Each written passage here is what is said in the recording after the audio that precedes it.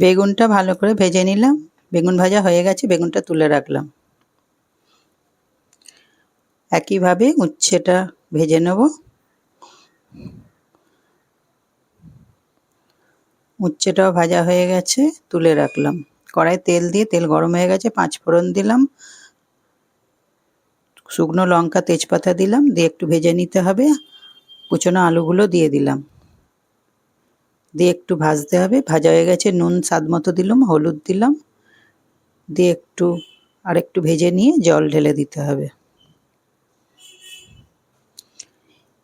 এবার ভেজে রাখা বেগুনটা আর উচ্ছেগুলো দিয়ে দিলাম, স্বাদ মতো মিষ্টি দিলাম, দিয়ে কিছুক্ষণ ফুটতে দিতে হবে। জলটা শুকিয়ে গেছে, উচ্ছে বেগুন আলুর চচ্চড়ি হয়ে গেল।